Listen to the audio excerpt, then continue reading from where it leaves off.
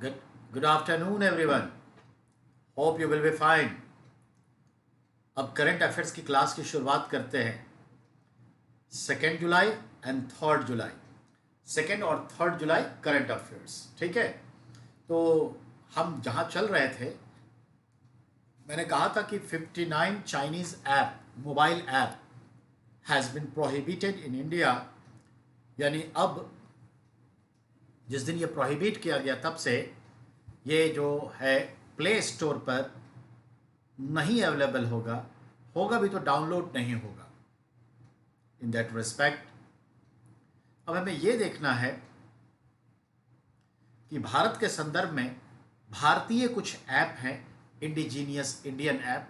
वो कौन सा है, किस पर्पस का है और किसके टक्कर का है और इसका फाउंडर कौन है, ये थोड़ा सा देखना. और ऐप का क्या नाम है, ये जानकारी लेना शुरू कर दीजिए.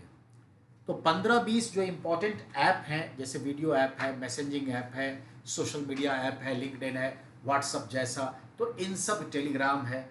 इसका फाउंडेशन कब हुआ, फाउंडर कौन है, ठीक है, किस कंपनी के तहत है, किस तरह का है, ये जानकारी लेना शुरू कर दीजिए. क्योंकि आने वाले 1 साल तक भारतीय ऐप के बारे में जानकारी कंपटीशन वर्ल्ड बनाएगा. चलिए एक शुरुआत करते हैं. इंडियन मोबाइल ऐप जिसका नाम है शेयर चैट, इसके फाउंडर है फरीद एहसान एंड अंकुर सचदेवा. मैंने कहा ShareChat Indian app, founder are Farid Ehsan और अंकुर सचदेवा. कंपनी का नाम है Mohalla Tech Private Limited. Mohalla Tech Private Limited ये कंपनी का नाम है, जो शेयर चैट नाम से जो है एक वीडियो चैट है उसके बारे में. अब है दूसरा जो है चिंगारी. तो चिंगारी ऐप है, वीडियो, शॉर्ट वीडियो के लिए है और इसे विश्वात्मा नायक ने फाउंड किया है. तो ये शॉर्ट वीडियो मेकिंग ऐप है, विश्वात्मा नायक ने इसे फाउंड किया है और ये उड़ीसा के बॉय हैं. सुमित घोष भी है इनके साथ और सिद्धार्थ गौतम भी है. तो सिद्धार्थ गौतम, विश्वात्मा नायक, सुमित घोष, ये सब मिल करके इस ऐप को बनाया जिसका नाम है चिंगारी ऐप. और ये भी अल्टरनेटिव ऑफ टिकटॉक जैसा ही है. आजकल तो एक स्नैक वीडियो आना शुरू हो गया है टिकटॉक जैसा, नहीं? और लोग कहते हैं कि भाई कलाकार सब भूखे मर रहे हैं टिकटॉक की वजह से. 90% कलाकार तो बस अपनी कलाकारी दिखाने लगे हैं, लेकिन हम लोग फ्री हैं तो अपना देखते रहते हैं. जनरली यही है ना. पर रियली वो कोई कलाकार थोड़े हैं. आंख मटकाना, हाथ चमकाना, उल्टी सीधी मिमिक्री करना, 2 बार ठुमके लगाना, ये कोई कला नहीं है. पर कहिए, अगर उसकी बेरोजगारी इसी तरह से दूर होती है तो यही सही, कम से कम बेरोजगारी तो दूर हो. तो सवाल ये है. तीसरा जो ऐप है रोपोशो ऐप. रोपोशो 2013 में डेवलप हुआ और इसे मयंक भानगढ़िया ने, जो आईआईटी के एलुमिनी है, मयंक भानगढ़िया ने बनाया है. इसका नाम है रोपोशो ऐप. ये आईआईटी दिल्ली के एलुमिनी रहे हैं. रोपोशो जो है, याद रखिएगा, अविनाश सक्सेना, कुशल शुभम, ये भी 2 हैं. तो मयंक भानगढ़िया, अविनाश सक्सेना और कुशल शुभम, ये तीनों मिलकर के ये रोपोशो ऐप बनाए हैं. ये ध्यान रखना है. अब आइए, ये 12 लैंग्वेज में सर्विस प्रोवाइड करती है. देयर आर 12 लैंग्वेज और इसके 30 लोकल चैनल्स हैं और शॉर्ट फिल्म वीडियो है टिकटॉक की तरह. चौथा जो है box engage app. Box engage, जिसको आप कहते हैं बॉक्स एज, तो बॉक्स इंगेज ऐप है. स्टार्ट इन लॉकडाउन, ये लॉकडाउन के पीरियड में बॉक्स इंगेज ऐप शुरू हुआ. ठीक है, और boxengage.com करके है ये. इसके फाउंडर जो है mister Varun Bajaj, miss Savitri Bajaj, mister Vikas Jain, Ankur Saxena. ठीक है, 2020 में इसे स्टैब्लिश किए हैं कोविड-19 के ड्यूरेशन में. याद रखिएगा, mister Bajaj, miss Bajaj wife husband है, अंकुर सक्सेना है. ये अंकुर सक्सेना कौन है आप समझ सकते हैं. चलिए, अब है मौज, MAUJ, मौज ऐप शॉर्ट वीडियो ऐप है और इसे शेयर चैट के तौर पर देखा जाता है और शेयर चैट वालों ने ही इसे मौज ऐप डाला है और इसके फाउंडर हैं बद्री संजीवी। तो बद्री संजीवी मौज ऐप के को फाउंडर कम CEO, चीफ एग्जीक्यूटिव ऑफिसर है। तो इस तरह से आपने कुछ इंडियन ऐप देखा जो मैं कह रहा हूं, शेयर चैट, चिंगारी, रोपोशो, बॉक्स इंगेज और एक मौज ऐप।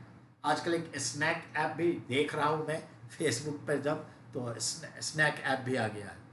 ठीक है, तो ये ध्यान में रखना है। अब आइए, अभी तक सवाल तो नहीं आया है पर केबीसी इस तरह का सवाल कर देता है, तो ध्यान देंगे। लाल बाग के राजा किसे कहते हैं? एक्चुअली महाराष्ट्र में गणपति महोत्सव मनाया जाता है और धूमधाम से मनाया जाता है, इस बार नहीं हो रहा है। तो लाल बाग मुंबई में एक जगह है, मोहल्ला है, चौक चौराहा है लाल बाग। तो लाल बाग में जो गणपति की स्टैचू लगती है तो उन्हें अपना एक निकनेम दिया है लाल बाग का राजा, यानी गणपति बप्पा मौर्य एट लाल बाग मुंबई, कंसीडर लाल बाग के राजा। ठीक है, गणपति बप्पा को ये नाम मिला है। चलिए अब आगे बात करते हैं। बेटा, वाडिया ज्योग्राफी साइंस इंस्टीट्यूट यानी वाडिया जियो साइंस इंस्टीट्यूट एक साइंटिफिक ऑर्गेनाइजेशन है जो देहरादून में है।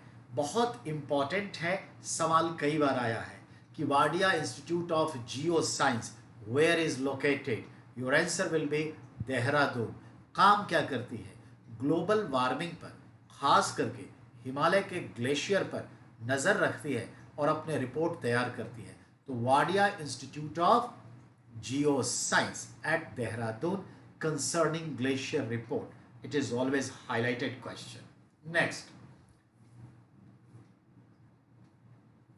हीरो साइकिल जो लुधियाना में है और दुनिया की सबसे बड़ी फैक्ट्री साइकिल की यही है जो सबसे ज़्यादा पर यूनिट साइकिल उत्पादन करती है और ये चाइना को भी साइकिल सप्लाई करती है और चाइना के साथ इसका बहुत सारा पार्ट पुर्जा भी आता है और सप्लाई भी करती है। वैसे चाइना साइकिल उत्पादन में नंबर 1 है। इन स्पाइट ऑफ अभी 900 करोड़ रुपए का 900 करोड़ रुपए का चाइना के साथ इसका जो डीलिंग था इसने तोड़ दिया। अपनी जो भी हो पर डीलिंग इसने तोड़ दिया। रीज़न मालूम ही है क्यों? तो ये चीज़ है। इसके श्री रमन कांत मुंजाल फाउंडर थे जो अब नहीं है, अभी पवन मुंजाल हैं जो चला रहे हैं। हिस्ट्री में आइए, हिस्ट्री में देखें तो बंगाल का जो नवाब सिराजुद्दौला है उसकी हत्या मीर जाफर के कहने पर मीरन उसका पुत्र ने अपने इशारे पर मोहम्मद बेग को कहा और उसका कत्ल कर दिया। बहुत सिंपल, ध्यान दें। 23 जून 1757 बैटल ऑफ पलासी लड़ी जाती है और ईस्ट इंडिया कंपनी जीतती है। मीर जाफर को कंपनी नवाब बना देती है और सिराजुद्दौला फरार हो चुका है युद्ध के मैदान से और अपनी पत्नी लुफ्तुनिशा को ले भाग चुका है जंगल की ओर। तो मीर जाफर अपने पुत्र मीरन को कहता है कि भाई नवाबी और गद्दी ऐसे नहीं मिलेगी, सिराज को मारना पड़ेगा। तो वो सिराज को मारने के लिए जंगल की ओर कूच करता है। जब सिराज और उसकी वाइफ लुफ्तुनिशा मिल जाती है तो मीरन खुद तो नहीं मारता क्योंकि वो मौसेरा भाई है।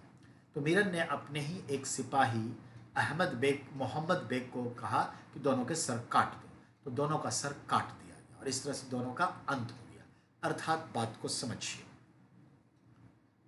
मीर जाफर के पुत्र मीरन के कहने पर मोहम्मद बेग ने 2 जुलाई 1757 को जंगल में सिराजुद्दौला और उसकी पत्नी लुफ्तुनिशा का सिर कलम कर दिया। 2 जुलाई। तो 23 जून को क्या हुआ है बेटा? समझ में आ गई होगी बात। युद्ध हुआ और 27 जून को ये क्या बना? बंगाल का नवाब मीर जाफर। और 2 जुलाई को सिराज का समाप्ति।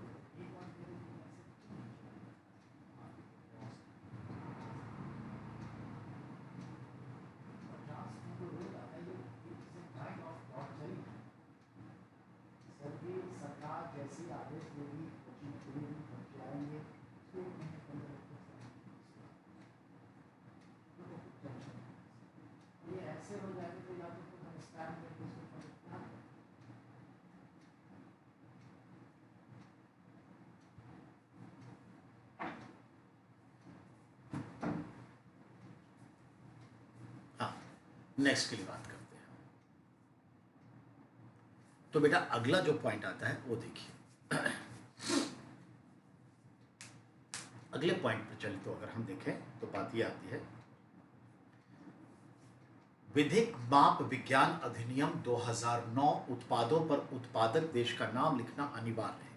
आपको मालूम होगा अभी भारत सरकार ने कोविड के तहत चाइना के जो सामान है उस पर जो प्रतिबंध लगाया है, तो कुछ लोग कोशिश कर रहे हैं कि चाइना की जगह उसको जो है made in Taiwan, made in Vietnam, made in India, कुछ भी ऐसे दिखा करके ठप्पा लगा के बेच सकते हैं। तो अब जो है हमारे देश में एक कानून लागू है जिसको कहते हैं विधिक माप विज्ञान अधिनियम, ठीक है ना।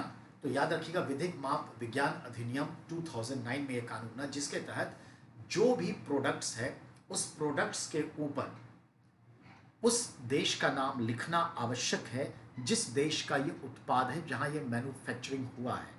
तो अब ये बिना नाम के कोई चीज नहीं बिकेगी, ठीक है, क्योंकि बहुत चाइनीज प्रोडक्ट को वो बिना नाम के भी बेचेंगे, क्योंकि बहुत सारे लोगों के पास चाइनीज प्रोडक्ट बचा हुआ है, उसको तो निपटाना ही पड़ेगा, उसके लिए कोई नहीं है उसको, और लोग खरीदेंगे ही, रुकेंगे नहीं। ये 2-4 महीने का हिसाब किताब है, रुकेंगे नहीं, क्योंकि हम इंसान हैं, भूखे मरे और आपका 50 रुपए की चीज़ खरीदें या 20 रुपए की चीज़ खरीद के जिंदा रह लें, तो जिंदा रहना है ना, सवाल एग्जिस्टेंस का है। अब आइए एजुकेशन सेक्टर में आते हैं। दीक्षा ऐप से शिक्षक प्रशिक्षण के सर्टिफिकेट कोर्स प्राप्त कर सकेंगे। सेंट्रल गवर्नमेंट का ह्यूमन रिसोर्स डेवलपमेंट मिनिस्ट्री ने, जिसके मिनिस्टर हैं रमेश पोखरियाल निशंक, जो खुद एजुकेशनिस्ट लिटरेचरिस्ट रह चुके हैं और हैं, उन्होंने अभी एचआरडी के पोर्टल पे, मिनिस्ट्री के पोर्टल पे एक पोर्टल लॉन्च किया जिसका नाम है दीक्षा। और दीक्षा पोर्टल से हम और आप जो टीचर्स हैं काफ़ी कुछ टीचर्स ट्रेनिंग के प्रोग्राम को सीख सकते हैं।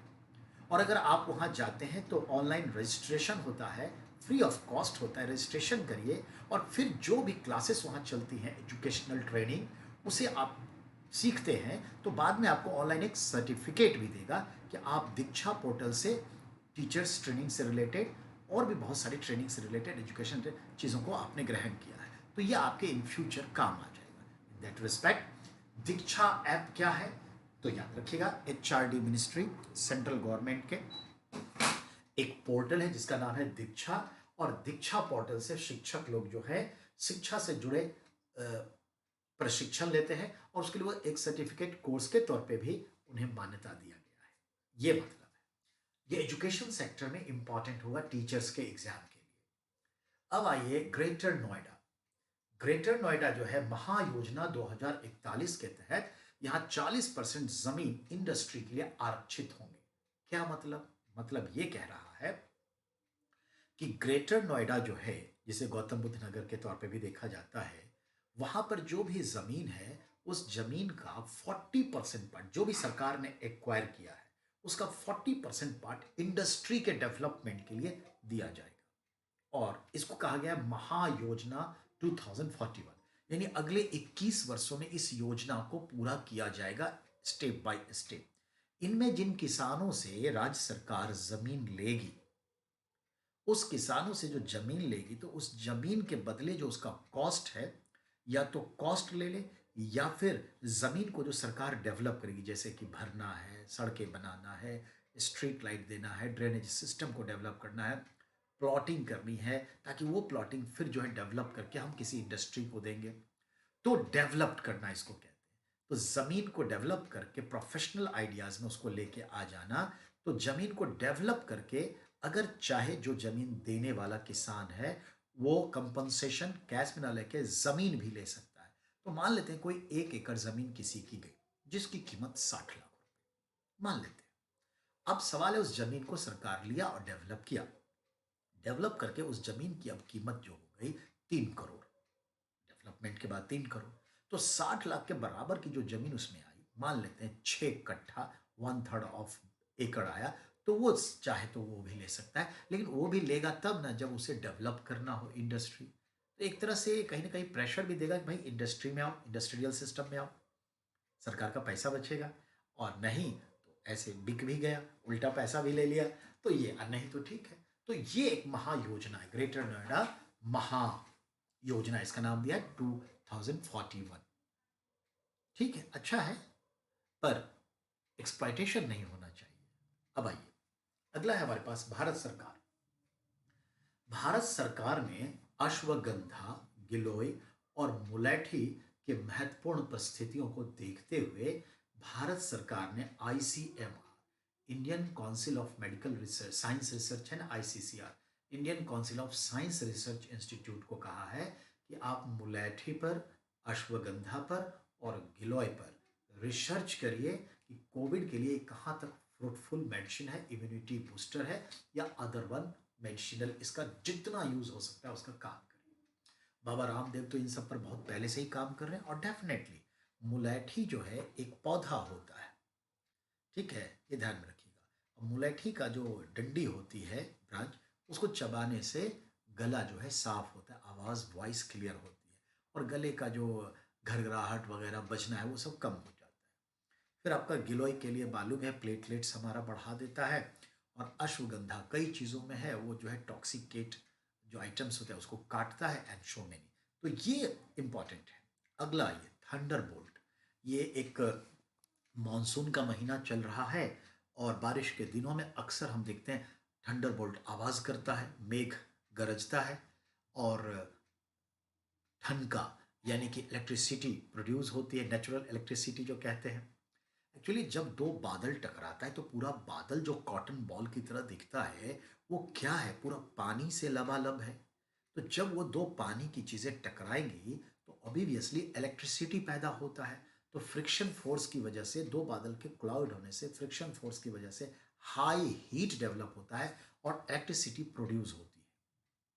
ठीक है, तो ये इलेक्ट्रिसिटी प्रोड्यूस होती है और वो एकदम लंबा चलती है, और लाइट की स्पीड तो 3 लाख किलोमीटर पर सेकेंड है। और बादल जो लगते हैं 2-3 किलोमीटर से लेकर के, या 2 किलोमीटर पहाड़ों में कहिए तो 2 किलोमीटर से लेकर 12-13 किलोमीटर तक, 14 किलोमीटर तक बादलों का हाइट होता है। तो ये जो बिजली कड़कती है, और जहाँ कड़कती है, और कहीं अगर हम धरती पर हैं और कहीं खुले जगह पे हैं, तो वो अगर शॉक हमें लग गया तो हम डेथ हो जाती है। तो कैसे अनुमान लगाएं कि बादल कितना ऊपर है? तो मालूम है कि लाइट की ये स्पीड है, और साउंड की 332 मीटर पर सेकेंड, जो है 0 डिग्री सेल्सियस टेम्परेचर पे, ठीक है ना, ये हवा का जो टेम्परेचर 0 डिग्री है उस पर ये स्पीड है। तो स्पीड बदलेगी अगर हम कंसंट्रेशंस ऑफ मटेरियल बदलते हैं, डेंसिटी बदलते हैं, टेम्परेचर बदलते हैं, या बदल जाता है तो स्पीड भी बदलती है। और लाइट की वैक्यूम में स्पीड ये है, और जैसे मॉइस्चर एयर होगा तो स्पीड थोड़ी कमेगी। तो कुल मिलाकर के साइंटिस्ट को मालूम है what is the speed of light and sound in air. तो इस आधार पर देखें तो बड़ा अच्छा इसने समझाया है कि जब वो इलेक्ट्रिसिटी डेवलप होती है तो लंबी लकीर बनती है, और उसी से देखिए अभी ये 400 लोग भारत में बिजली कड़कने से, उस पर बिजली गिरने से मर गए हैं लोग। बिहार में तो 150 के आसपास, यूपी में भी करीब 100 प्लस हो गए हैं, और भी जगह पे लोग मरे हैं। तो ये हमें साइंटिस्ट बता रहे हैं कि अगर देखिए साउंड और इलेक्ट्रिसिटी को देखिए, तो स्पीड तो साउंड की देखिए 332 मीटर पर सेकेंड है, और लाइट का इसी सेकंड में 3 लाख किलोमीटर है।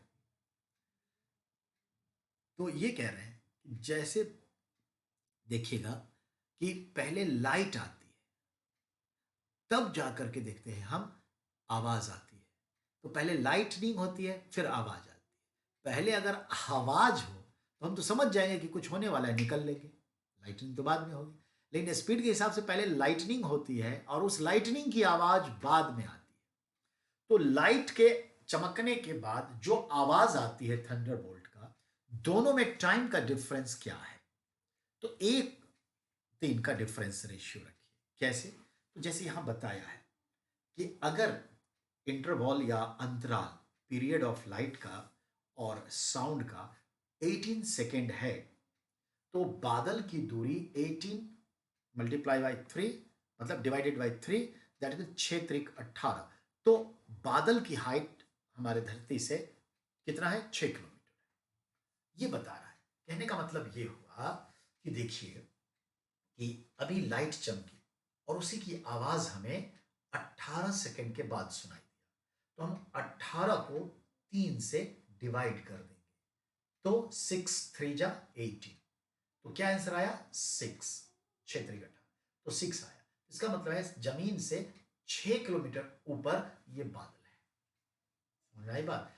मान लेते हैं कि ये 24, ठीक है, 24 सेकेंड का अंतराल हुआ, तो 24 डिवाइडेड बाई 3, तो 8 3 24, तो 8 किलोमीटर हाइट पर बादल है। अगर 30 सेकेंड का डिफरेंस है लाइटनिंग एंड डिलेयर साउंड का, तो 30 सेकेंड का है, तो 30 डिवाइडेड बाई 3, 10 या 30, 10 3 जा 30, तो इसका मतलब है 10 किलोमीटर हाइट पर यह बादल है। ये बताया है। अच्छा है ना, एक नॉलेज के लिए। हम जानते हैं इस पर पूछने की संभावना ना के बराबर है, फिर भी बेटा एक सवाल साइंस का बड़ा अच्छा है। तो थंडर बोल्ट, जिसको ठनका कहते हैं, बिजली का गिरना कहते हैं, वज्रपात कहते हैं, बादल काले रंग का होता है। तो जो बादल वज्रपात करता है वो बादल जनरली काले रंग का होता है। बिजली की चमक लंबी लकीर बनाती है, रोशनी रुक रुक कर आती है। बिजली की चमक और आवाज के बीच के अंतराल को मापकर बादल की दूरी निकाला जा सकता है।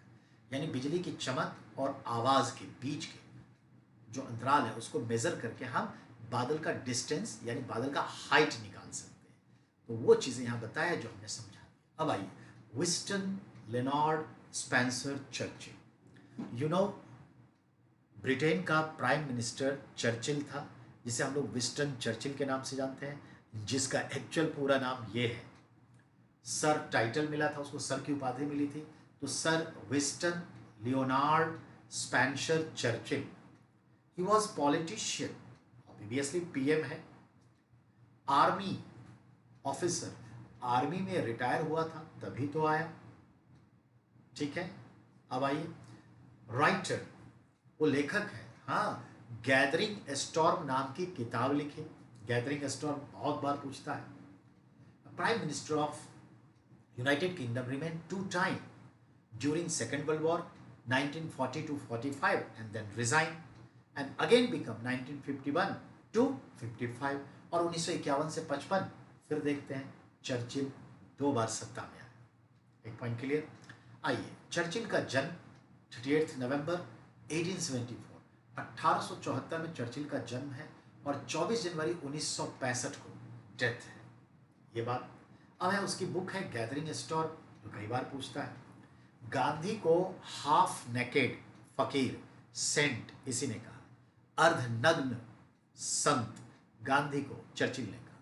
इसी को कहते हैं क्या, नंगा फकीर, यानी इसी ने कहा। इसी ने कहा कि मैं इतना महंगा कर दूंगा ना भारत में तुम्हारा जीवन, कि माचिस की मतलब बोरियों में पैसे भर के जाओगे और माचिस की डिबिया में सामान लाओगे। गांधी ने कहा कर लूंगा ऐसा, तुम भारत छोड़ो। क्विट इंडिया मूवमेंट शुरुआत का वक्त था। तो चर्चिल जो है ये कहता है कि ये गांधी मरता क्यों नहीं है।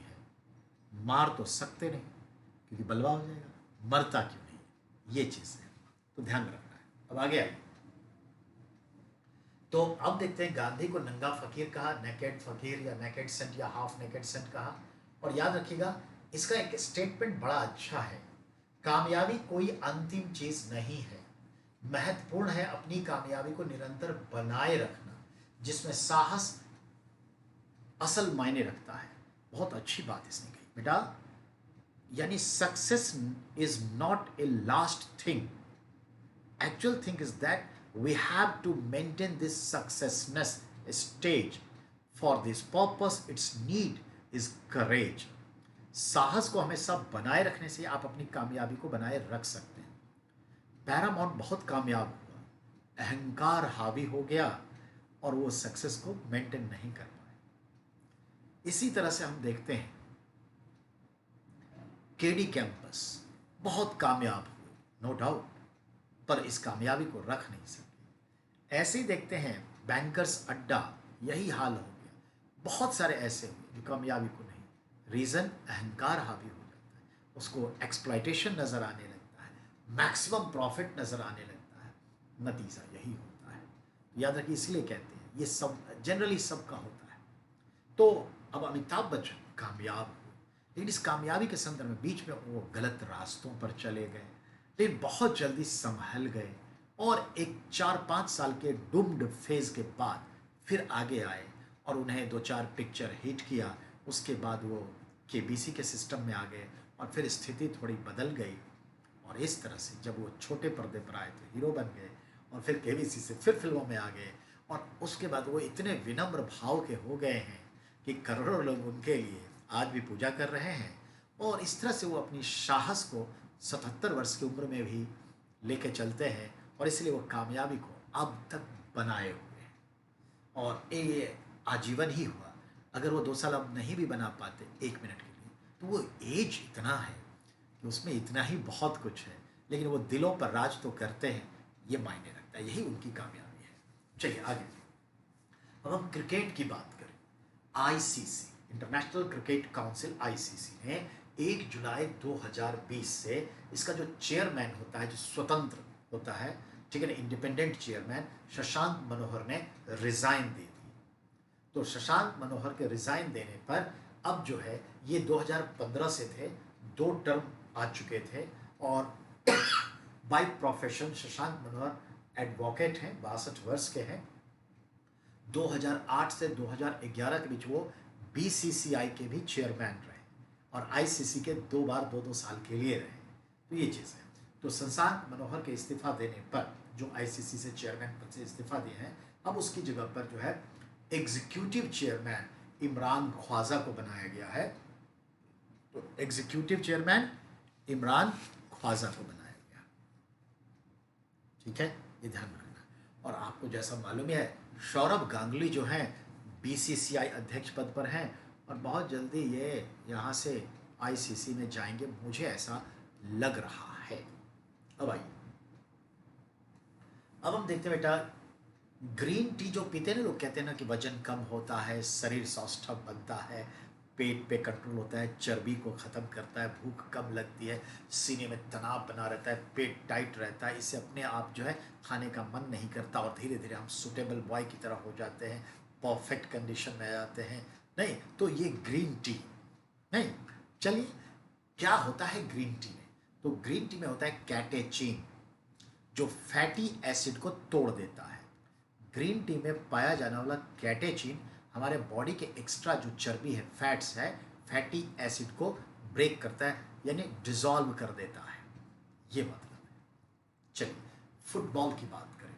हमारा एक स्पेनिश फुटबॉलर है, एक्चुअली अर्जेंटीना का है, स्पेनिश फुटबॉल क्लब में खेलते हैं, नाम है लियोनेल एंड्रेस मेसी, ठीक है, चुचिटिनी यानी या कुचिटिनी कह लीजिए, तो बड़ा अच्छा नाम है, लियोनी एड्रेसी मैसी कुचिटिनी। वैसे आप लियोनेल मैसी कहिए, वही अच्छा है। तो लियोनेल मैसी जो है, अभी अभी इन्होंने अपने खेल के 700वां गोल दागा है, 700th गोल इन्होंने दागा है और इस तरह से वह पेले के 713 गोल से सिर्फ 13 गोल पीछे है। तो एक रिकॉर्ड तो बनाया जो नियरेस्ट पेले के पास गए हैं और ये खेल में इसी साल मुझे लगता है अगर खेल थोड़ा हो जाए तो 713 को क्रॉस करके 800 के आसपास वो रिटायरमेंट लेंगे हमें लगता है। तो पेले का सबसे ज़्यादा गोल करने का रिकॉर्ड है, जिसके में कितना है आप भी जानते हैं, तो याद रखिएगा, ठीक है। पेले 713 और इनका हो गया 700। तो मेसी ने अभी कौन सा गोल दागा था? 700वां गोल दागा था, ये याद रखिएगा, दैट इज इम्पोर्टेंट। अब आइए मोबाइल सर्विस प्रोवाइडर, ये देखना है। जैसा कि जानते हैं, एक मोबाइल सर्विस प्रोवाइडर हमारे देश में है वोडाफोन आइडिया। वोडाफोन आइडिया को 2019-20 के फिनेंशियल ईयर में, 2019 1 अप्रैल से 2020 31 मार्च तक के फिनेंशियल ईयर में, ध्यान देंगे, 73,878 करोड़ रुपीस का लॉस हुआ है, घाटा हुआ है। वोडाफोन आइडिया कंपनी को लास्ट फिनेंशियल ईयर में 73,878 करोड़ रुपए का घाटा हुआ है, जो भारत के कॉरपोरेट वर्ल्ड के कंपनी के इतिहास का सबसे बड़ा घाटा है। समझ में आई बात? तो उसका अपने लेवल पे है रेपुटेशन, हम लोग भी घाटे में हैं, हम उसका घाटा फिर भी उसको जिंदा रख देगा, हमारा घाटा हमें मार ही देगा। गरीबों को तो मार ही देता है ना। चलिए, तो भारतीय कॉरपोरेट सेक्टर के इतिहास का सबसे बड़ा घाटा वोडाफोन आइडिया 73,878 करोड़ रुपए का, यही सवाल बनाएगा। अब आइए वर्ल्ड बैंक की बात करें। वर्ल्ड बैंक से हमने कई लोन लिए हैं कोविड के बीच में, तो वर्ल्ड बैंक ने अभी जो है 75, ठीक है ना, करोड़ डॉलर का एक और लोन हमें दिया है। ठीक है, तो 75 करोड़ डॉलर का एक और लोन दिया है, जो 15 करोड़ एमएसएमई सेक्टर को जाएगा। यानी एमएसएमई यानी क्या है, अभी जानते हैं, माइक्रो, स्मॉल, ठीक है, मीडियम एंटरप्राइजेस, जो हमारे लघु और मध्यम वर्ग के उद्योग हैं, जो लगभग 15 करोड़ भारत में है। इन 15 करोड़ को कोविड में सहायता करने के ख्याल से हमने 75 करोड़ डॉलर का लोन वर्ल्ड बैंक से लिया है एमएसएमई को देने के लिए। 2020 में वर्ल्ड बैंक ने भारत को इस प्रकार से अब तक 5.13 अरब डॉलर का लोन दे चुका है कोविड के केयर में। ये ध्यान रखना। अब जापान चलते हैं, और जापान का एक क्वेश्चन अच्छा है, क्या, याद रखिए, निंजा कोर्स में परा स्नातक, बेटा अंतर स्नातक 11th 12th को कहते हैं, ग्रेजुएशन को स्नातक डिग्री कहते हैं, और पोस्ट ग्रेजुएशन को पोस्ट ग्रेजुएशन को परा स्नातक, यानी स्नातक के जो ऊपर है, तो परा स्नातक यानी पीजी। तो याद रखिए हम जो कह रहे हैं, एक्चुअली क्या है कि निंजा कोर्स में पीजी कोर्स का सर्टिफिकेट क्लास जापान देना शुरू किया है। इसमें जो है एक व्यक्ति हैं ग्रीनिची मित्सुहासी, पहला व्यक्ति है जिसने निंजा कोर्स में अभी पीजी कोर्स हासिल किया है। ठीक है, निंजा कोर्स जो है मार्शल आर्ट और वारफेयर का कोर्स है। तो देखा जाए तो निंजा कोर्स क्या है, मार्शल आर्ट और वारफेयर का कोर्स है, और डेफिनेटली लोग इसमें लेगा। निंजा एक वॉरियर्स ग्रुप हुआ करता था बहुत पहले, ठीक है, 14th सेंचुरी, आज से 600 वर्ष पहले जापान में एक माहिर गोरिल्ला युद्ध तकनीक थी, और उस तकनीक को जो खूंखार लड़ाके सीखते और लड़ते थे, उन लड़ाकों को निंजा कहा जाता। निंजा हथौड़ी, निंजा ग्रुप, ये सब बहुत कार्टून आ चुका है टीवी पे। तो ninja was a martial art, ठीक है, education now it is given by Japan, और जापान जो दे रही है वो मिल यूनिवर्सिटी वहां है, वो दे रही है। इंपॉर्टेंट, जैसे हमारे यहाँ भी तो गुरिल्ला युद्ध का था ना, आज माउंटेन कोर ऐसा ही एक है। तो ये चीज़ें हैं। चलिए अब हम बात करते हैं 3 जुलाई 2020 फ्राइडे। तो 3 जुलाई की स्थिति में अगर जाएं भी तो जा नहीं सकते, यहीं पर रोकना पड़ेगा क्योंकि टाइम इज अप। तो कल हम 3 जुलाई की बात कर लेंगे, ठीक है। चलिए, अब आप लोगों के पास तो है ही, ये पढ़ सकते हैं आराम से, और जब भी हमारे पास बैठिए क्लास लेने के लिए, तो जिनके पास है मोबाइल में उनको तो दिक्कत हो गई देखने में, लेकिन जो इसका फोटो कॉपी करा चुके हैं वो सामने रखा करिए, ठीक है, अंडरस्टैंडिंग अच्छी हो जाएगी, ठीक है, क्योंकि उसके साथ हम कई बात बताते हैं तो मेंशन कर सकते हैं। पर चलिए आज के लिए इतना ही, फिर हम मिलते हैं कल। Thank you very much.